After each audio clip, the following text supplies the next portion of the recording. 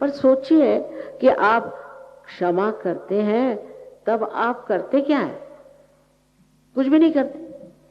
क्षमा करते वक्त आप क्या करते? कुछ भी नहीं करते। और क्षमा नहीं करते तो भी कुछ नहीं करते।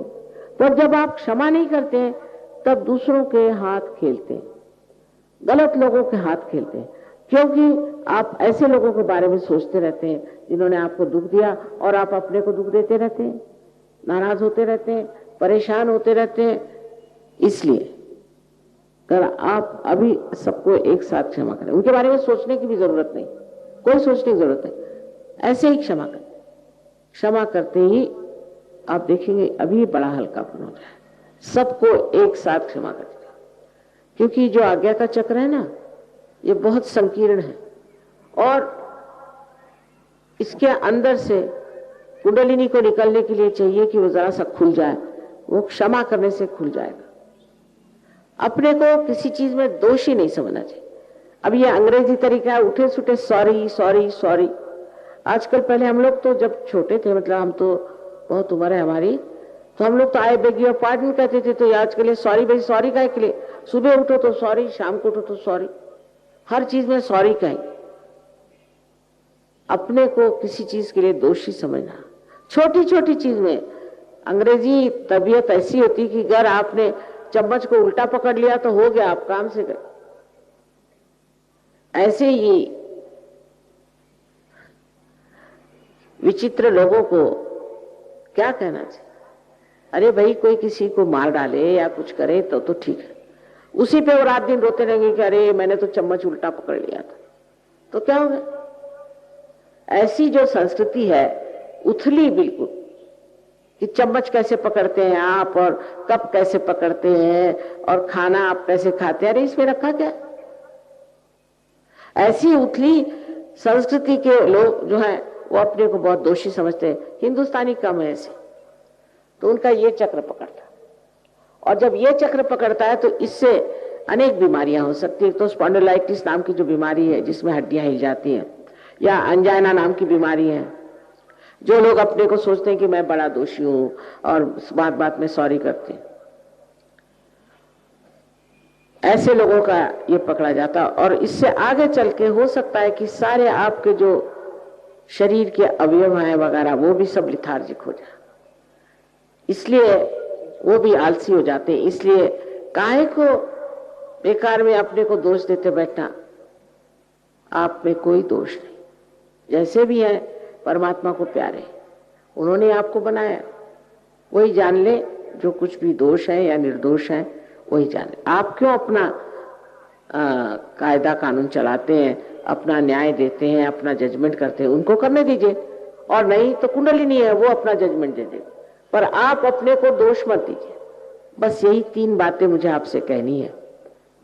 अगर आपने ये 3 बातें अभी कर ली मेरी बात मान करके कृपया, तो आपकी कुंडलिनी फौरन जागृत हो जाएगी।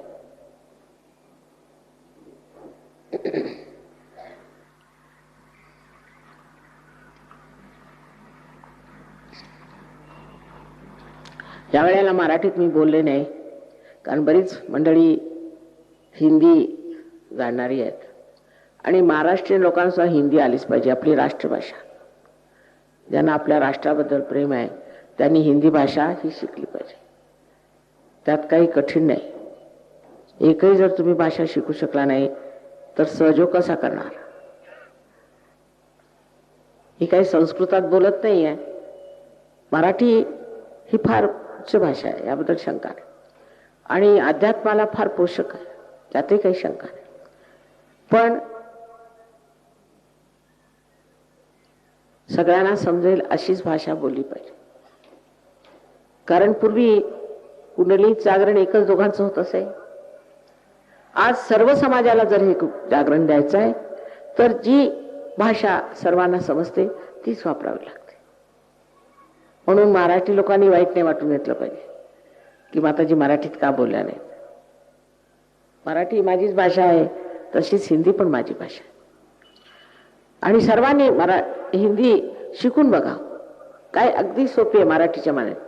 हिंदी बोलणाऱ्यांना मराठी कधीच येणार नाही, शक्यच नाही, इतकी कठीण आपली मराठी भाषा।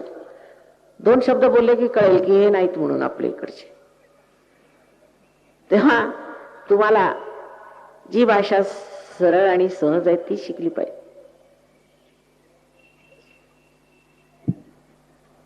फक्त सांगितलं ते एवढं की कुंडलिनी ही तुमची शुद्ध इच्छाची शक्ती आहे. त्यासाठी फक्त 3 गोष्टी करायला पाहिजे. एक म्हणजे स्वतःबद्दल पूर्णपणे आत्मविश्वास असला पाहिजे की मला आजच जागृती होणार आहे, पहिली गोष्ट. दुसरा, मी पापी आहे, मी दुष्ट आहे, अमुक आहे तमुक असे दोष आपल्यामध्ये आहेत असं न्यूनत्व नाही ठेवायचं.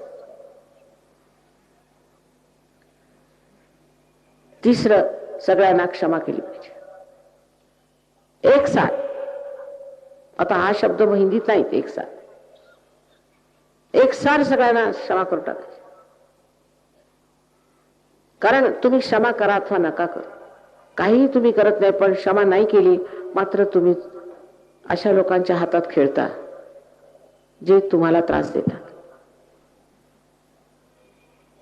आणि आज्ञाचक्र उघडायला क्षमा करणं फार जरुरी आहे. तेव्हा कृपा करून सगळ्यांना क्षमा करून टाका. तर चौथी गोष्ट अशी आहे की आत्मसाक्षात्कारानंतर आम्ही पूर्णपणे ह्याच्यात उतरू असं मला वचन द्यायला पाहिजे. चौथी बात यह है कि आत्मसाक्षात्कार के बाद हम पूरी तरह से इसमें अपने को ढालेंगे और अपना हम इस परम चैतन्य का जो भी योग हुआ है उसको स्थापित करें, ऐसा वचन ही देना पड़ेगा. क्योंकि आधा अधूरा काम कभी भी फायदा नहीं करेगा. फिर 10 दिन बाद आप आके पहुंचेंगे कि माँ मुझे ये बीमारी हो गई, फिर उसके बाद आएंगे माँ मुझे वो हो गया. तो रात दिन जैसे धोबन कपड़े धोती है ऐसे मैं भी आपकी रोज सफाई करती फिरूं, ये ठीक नहीं. इसलिए आज ही निश्चय कर लें कि हम इसमें गहरे उतरेंगे, अपने को पूरी तरह से पाएंगे और हम अपनी सारी शक्तियों को पूरी तरह से प्रभावित करेंगे. क्योंकि मैंने कहा है कि परदेश में जो हुआ है वो एक शुष्क पेड़ की तरह बढ़ रहे हैं और उसका पानी इस देश में है, यहां आपके पास, इसे आप प्राप्त करें.